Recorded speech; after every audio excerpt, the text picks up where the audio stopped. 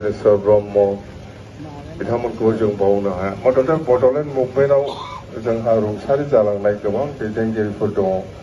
जोङो बयखौबो समानै सनमान होलांगोन आरो बिथांमोननि बे आदर्श नीतियावनो, बिथांमोननि सान्थौआवनो, बिथांमोननि साननाय बिजिरनायजोंनो जोङो दिनै बे पर्यायाव सफैनो हादों आरो आसा खालामो जोंनि गासै बर' रायजो राजाफ्रा बिथांमोननि जिथु साननाय, बिथांमोननि जिथु आदर्श बेखौ गोसोआव थि लाखिनानै जोङो मावलांबाय थानो हागोन आरो मोनसे समाव जोङो जाफुंसार होनो हागोन होननानै आंहा मोनसे मिजिं दङ।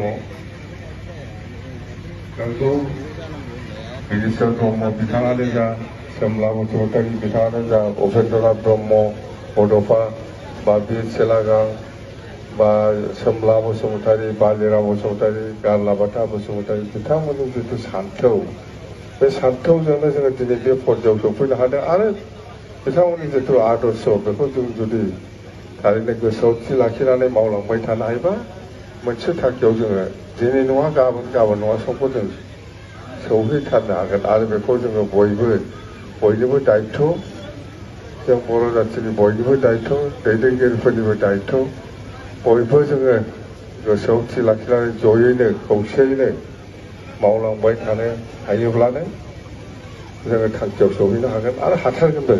नोंगौ दिनै जोङो गुबुन गुबुन माने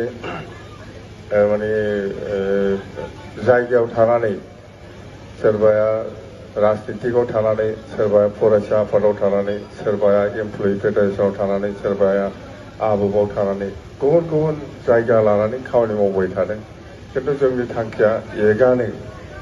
आंनि बुजिनायाव राजनितिया सोरबा मा खालामदों, सोरबा बर' फरायसा आफाद खालामदों, सोरबा माबा खालामदों, खिन्थु जोंनि उद्देश्यआ मोनसेयानो थानांगोन आरो दङ होननानै आंहा बिसास खालामो। दा बेखिनिखौनो बुंबाय। गारलाबाथा बसुमतारी बिथांमोनखौबो जों बावनो हाया। सोमला बसुमतारी, बिरेस्वर ब्रह्म बिथांमोनखौबो जों बावनो हाया। मानोना बड'लेण्ड मुभमेन्टआव जोंहा रुंसारि जालांनाय गोबां दैदेनगिरिफोर दङ। जोङो बयखौबो समानै सनमान होलांगोन आरो बिथांमोननि बे आदर्श नीतियावनो, बिथांमोननि सान्थौआवनो, बिथांमोननि साननाय बिजिरनायजोंनो जोङो दिनै बे पर्यायाव सफैनो हादों आरो आसा खालामो जोंनि गासै बर' रायजो राजाफ्रा बिथांमोननि जिथु साननाय, बिथांमोननि जिथु आदर्श बेखौ गोसोआव थि लाखिनानै जोङो मावलांबाय थानो हागोन आरो मोनसे समाव जोङो जाफुंसार होनो हागोन होननानै आंहा मोनसे मिजिं दङ।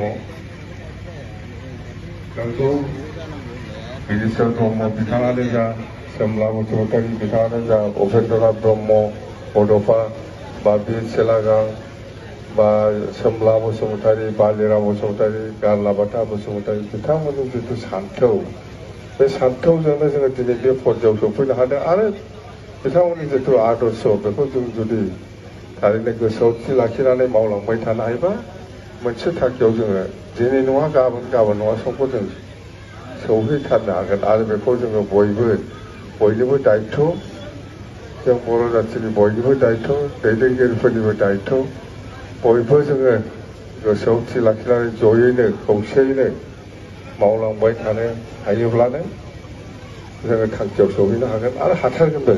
नोंगौ दिनै जोङो गुबुन